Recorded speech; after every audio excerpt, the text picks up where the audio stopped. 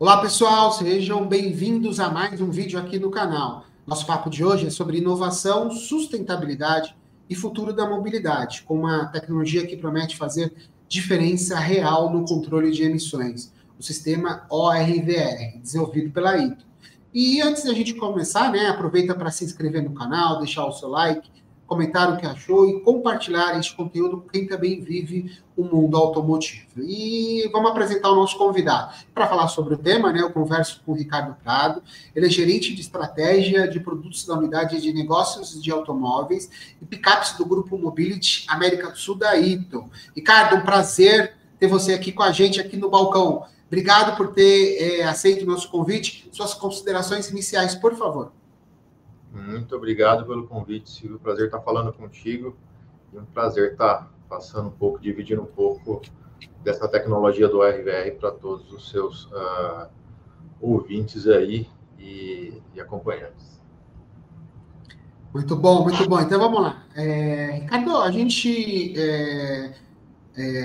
sabe que essa tecnologia, a RVR é uma tecnologia que vem ganhando espaço no mundo, justamente pela premissa de reduzir a emissão de vapores de combustível durante o abastecimento, algo que parece simples, mas tem um grande impacto ambiental. Então, eu queria, para a gente começar, que se você explicasse para a gente como funciona na prática o sistema, a RVR, e quais são os principais componentes dessa tecnologia desenvolvida pela ITO. Ótima pergunta. Então, acho que é importante a gente já começar do básico, O ORVR, ele vem da sigla em inglês que chama-se On-Board Refueling Vapor Recovery. Então, é um sistema de recuperação dos gases do reabastecimento que está montado dentro do veículo, por isso que ele é on-board, Então, existem duas tecnologias do mundo para fazer esse tipo de controle. Nós trouxemos uma que fica dentro do veículo, mas existe uma, por exemplo, que os países da Europa adotam, onde há um sistema que fica na bomba, nos postos. Esse sistema não tem a mesma eficiência do ORVR, ele depende de uma manutenção do operador, depende de um abastecimento correto, então você não consegue ter o mesmo tipo de eficiência do que um sistema no carro que fica fechadinho ali dentro do tanque do veículo, onde ninguém tem acesso. Então o Brasil tomou essa decisão alguns anos atrás, na virada das regulamentações PL7 e PL8, em trazer para cá esse tipo de solução para fazer esse controle que tanto na hora do reabastecimento, quanto ao longo da operação do veículo também, ele impede que os gases, toda aquela evaporação do combustível que fica dentro do tanque, ela de alguma forma seja descartada para o meio ambiente. Então, aquilo que poderia passar através das linhas, através do próprio tanque de combustível, através da parede do tanque, da permeação que acontece ali dentro, aquilo não acontece mais.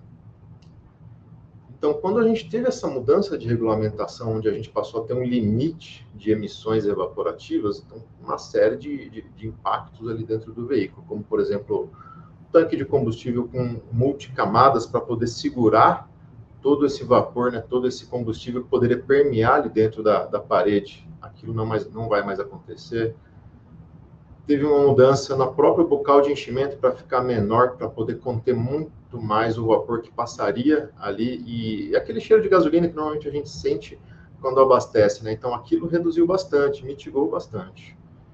E aí, então, entra como um parceiro dos tanqueiros, oferecendo uma série de componentes, que são as válvulas que vão equipando os tanques, justamente para fazer o controle e o gerenciamento dos gases dentro do tanque. Então, aquele vapor que vai sendo gerado normalmente, então ele passa agora a ser conduzido através das nossas válvulas, das tubulações, para o canister do veículo, que também tem uma maior capacidade. Então, não é o mesmo canister que havia nos veículos 5, 10 anos atrás. Ele tem mais capacidade para lidar com mais volume de gases, Então, uma parte desses gases é filtrada, então tudo que é combustível, tudo que são compostos voláteis que vêm da evaporação da gasolina e do etanol, vão para o motor a combustão interna, o resto, que é vapor de água, ou que é combustível que não tem poluição envolvida, aquilo é descartado na atmosfera normalmente.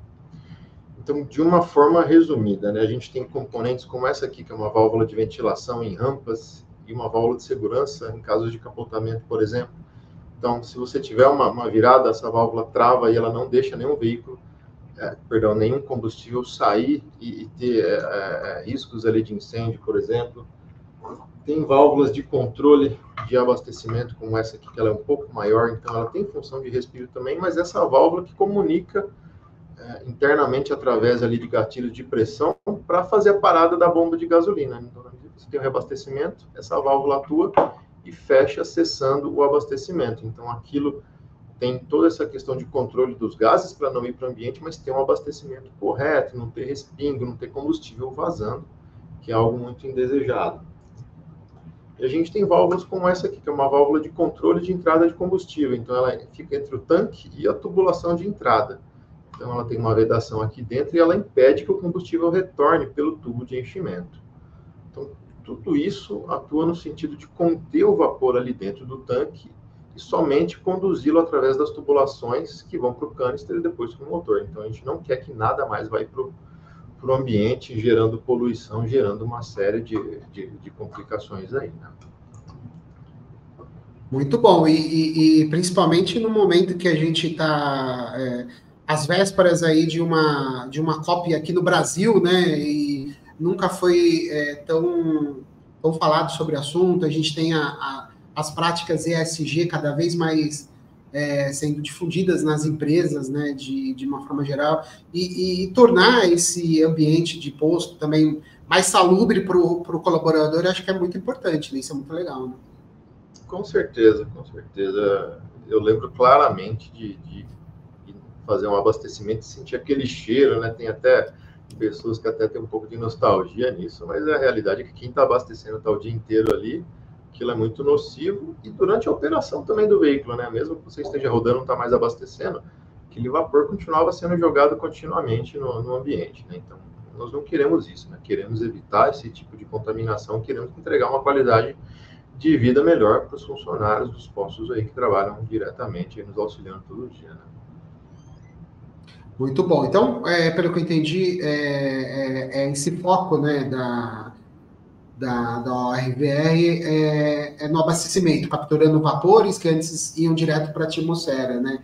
Porque a gente, quando se fala em emissões, a gente logo pensa no escapamento, né? Então, um outro viés. Então, ainda nessa pegada ambiental, eu queria que você falasse para a gente de uma forma ampla aí os benefícios, né? Elencasse os benefícios ambientais e regulatórios, né, que essa solução traz e como ela contribui para as metas de sustentabilidade do setor automotivo que a gente falou há pouco. Não, esse tipo de componente, esse tipo de sistema, né, do ORR que vai equipado ali nos tanques de combustível, né? Então ele lida com a poluição de compostos voláteis oriundos da evaporação do combustível. Então, de fato, ele não é a emissão que sai lá no escapamento, mas é uma emissão que, uma vez que vai para o ambiente, ela pode se combinar aí durante a vida dela na atmosfera e trazer uma série de impactos para nós. Então, a gente quer mitigar esse tipo de componente na atmosfera e a gente quer que esse combustível vá, de fato, para o motor, que ele saia lá no final do cano de escapamento na forma de vapor e água e CO2, né? Como se fosse lá uma operação normal do motor a combustão. Então, ele tem justamente essa função de impedir que esses gases sejam emitidos, ou seja, ele na forma ali de escape através do bocal de entrada pelo próprio frentista, ou também durante a operação do veículo. Então, essa é a função primordial. Além disso, tem toda a parte de segurança envolvida, porque todas elas têm critérios de segurança. Então, em casos de colisões, capotamento, a gente não quer que o veículo seja derramado, a gente quer que ele fique contido dentro do tanque para que aquilo não tenha maiores riscos de incêndio, por exemplo. Então, tem todo esse aspecto por trás, né? Quando a gente pensa em emissões evaporativas, né,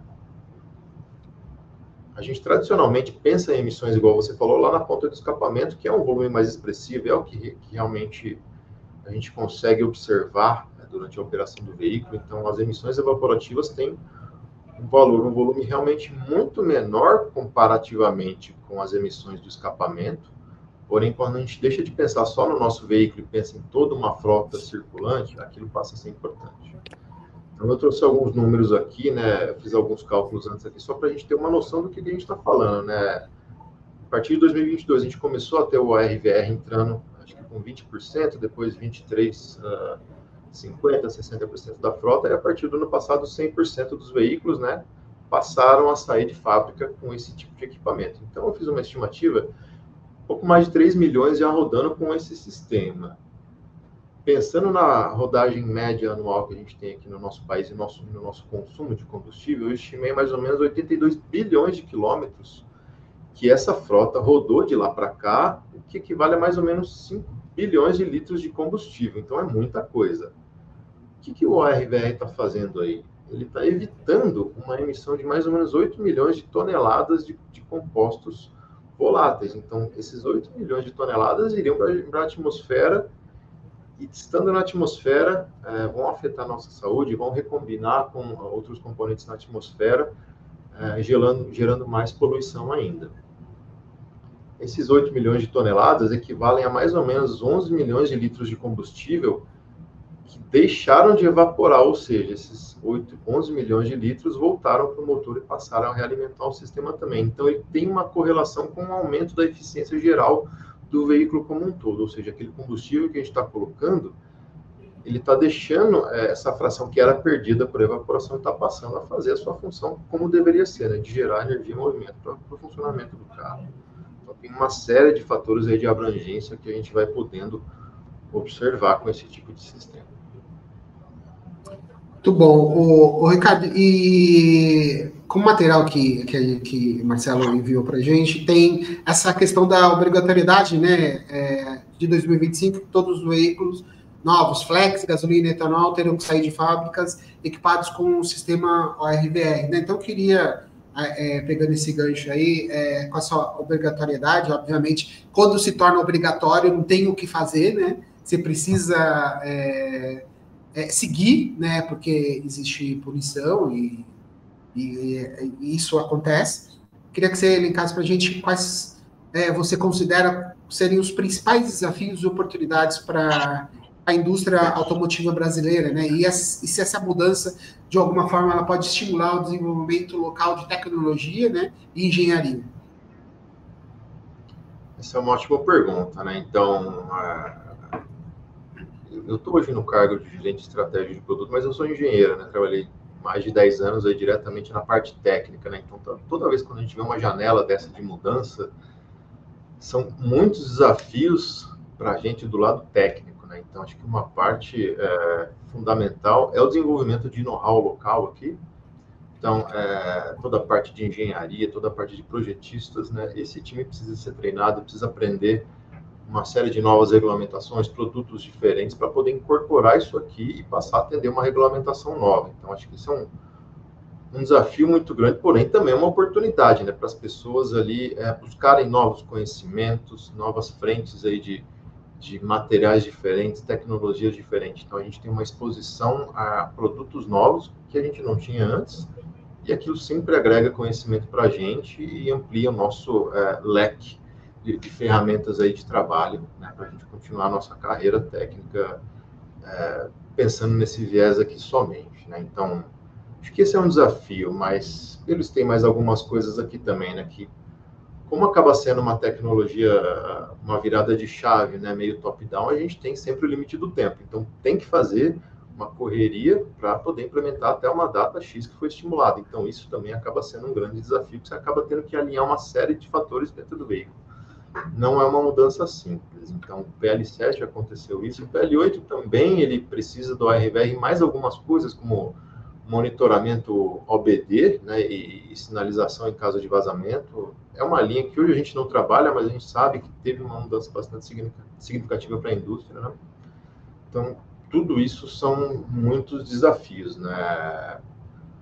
Questões nacional como combustível diferente, um etanol que não é utilizado com a mesma frequência em outras partes do mundo, contaminantes no nosso combustível, tudo isso acaba tendo uma série de desafios que a gente precisa validar componentes que a gente, em alguns casos, traz de fora e valida aqui novamente, em outros casos tem uma solução feita para o nosso mercado também. Então, todo esse aspecto de entendimento de qual que é o requisito brasileiro é importante, é fundamental, e é um desafio para a gente capturar isso na hora de entregar um produto novo que se adeque a essa regulamentação e que tenha uma longevidade e entregue o que o nosso cliente espera.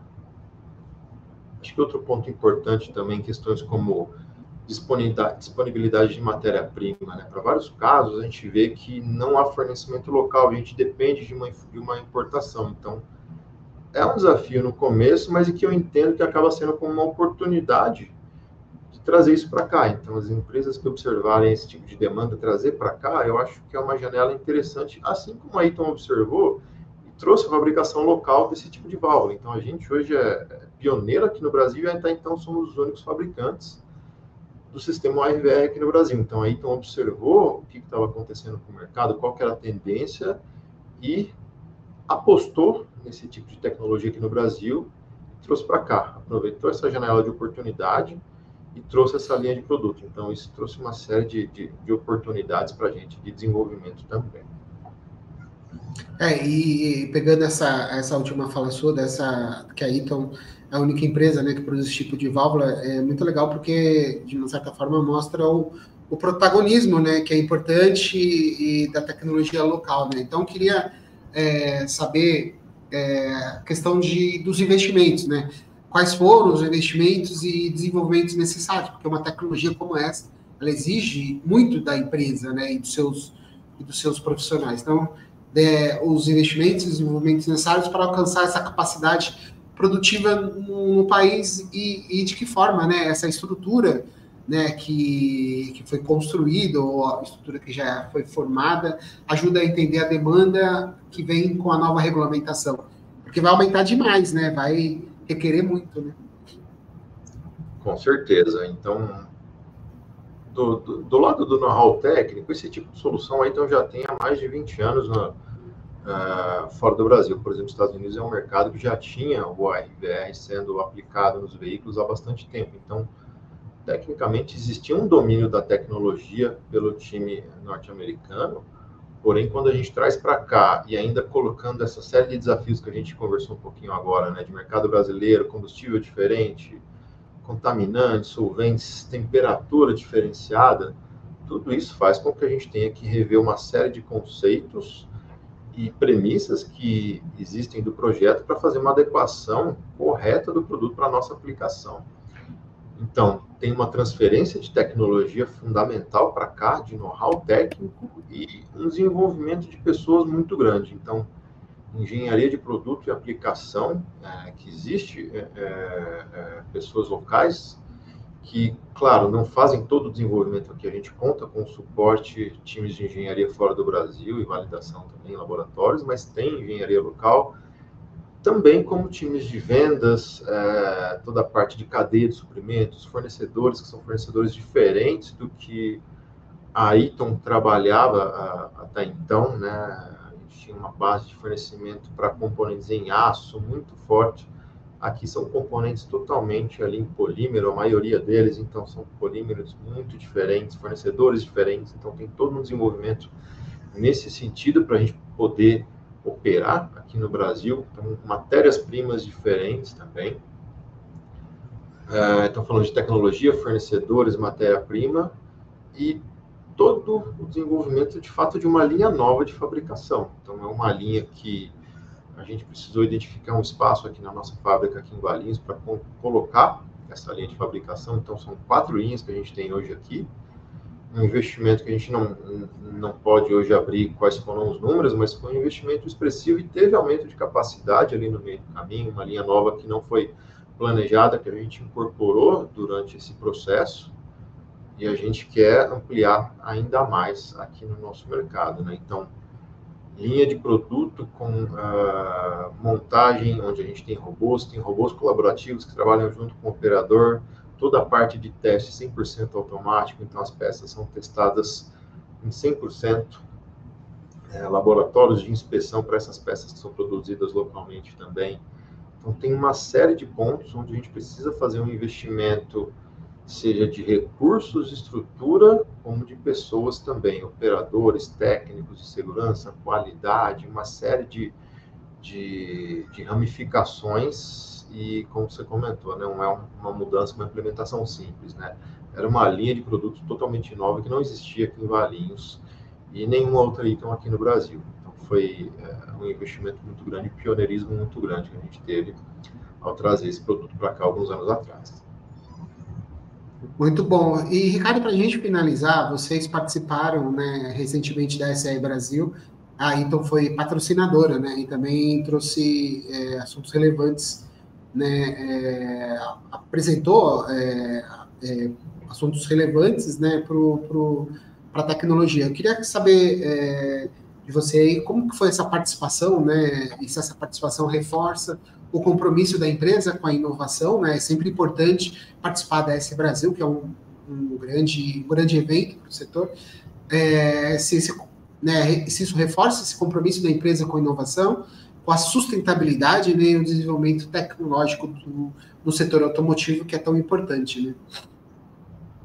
Ah, sem dúvida, Silvio, né? A Eaton já é parceira da SAE há vários anos, né? Não é uma coisa nova para a gente tem atuado em parceria desde muitos anos atrás. Eu já trabalhei, por exemplo, suportando o pessoal da SAE em simpósios de powertrain, também tem uma participação ali junto ao Congresso na parte de revisão dos papers técnicos. Então, tudo isso vai no sentido de que a Eaton enxerga um valor muito grande no trabalho que a SAE faz em trazer, né, toda a indústria automotiva, sejam os fabricantes de veículos, sejam os sistemistas, fornecedores aí Tier 2 de componentes, e também a academia, né, as universidades, as instituições de pesquisa e fomento. Né? Então, fazer girar toda essa cadeia da mobilidade aqui no Brasil. Então, tudo isso vai exatamente nesse ponto que você falou, né, de incentivar a inovação, que é algo que também está na veia da Eaton. Então, trazer produtos novos, se reinventar o tempo todo com novos métodos de desenvolvimento, novos materiais, novas ferramentas, otimização na indústria 4.0. Então, isso faz parte hoje da nossa realidade, como nunca fez. Isso está 100% alinhado com essa conexão com a SAE. Então, a SAE sempre leva temas como esse, né, como indústria 4.0, como agora a própria inteligência artificial, que a gente fala bastante, né? Então, como usar, como explorar cada vez mais esse tipo de solução.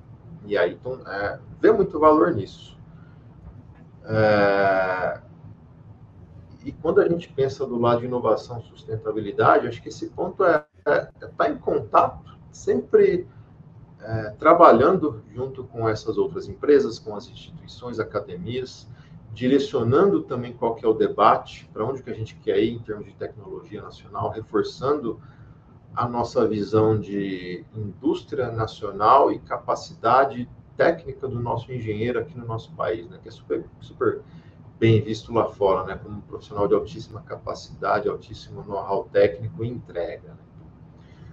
Tudo vai na direção. E aí, então, olha o que está acontecendo no mercado, através da SAE e outros canais também, para entender como que a gente consegue agregar mais inovações, mais conteúdo aqui para o Brasil também. Então, seja numa linha dessa de ORVR, por exemplo, que a gente fala de soluções para tanque de combustível, mas a gente, por exemplo, pode falar de soluções para veículos híbridos, né, que é um item que eu tenho aqui na mão, por exemplo, né, que está dentro dessa linha de produto hoje, e a gente sempre está olhando formas de trazer uma fabricação local, né? Então, esse é um item que trabalha gerenciando o vapor de combustível dentro do tanque, quando a gente tem um sistema híbrido, que hora a gente tem o tanque quietinho ali parado e o motor elétrico trabalhando bastante. Então, existe uma demanda de um controle específico do vapor naquele momento que o vapor não está sendo consumido. Então, a Eaton trouxe soluções, né, trouxe desenvolvimentos nisso no passado e busca também aplicar aqui localmente esse tipo de tecnologia, visto que a gente vê um grande crescimento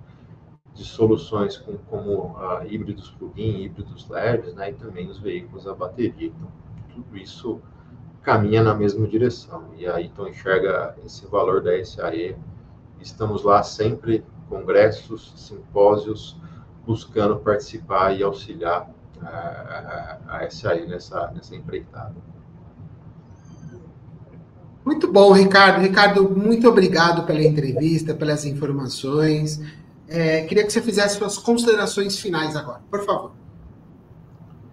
Poxa, Silvio, eu que agradeço o seu contato. Foi um prazer estar falando com vocês aqui e apresentando um pouco dessas novas soluções que a gente tem de tecnologia. Né? E a Eaton busca o tempo todo trazer novas tecnologias, novos desenvolvimentos, buscando inovação e sustentabilidade e melhorar a vida das pessoas aqui no Brasil e no mundo como um todo. É um prazer estar falando com vocês. Um grande abraço, Silvio.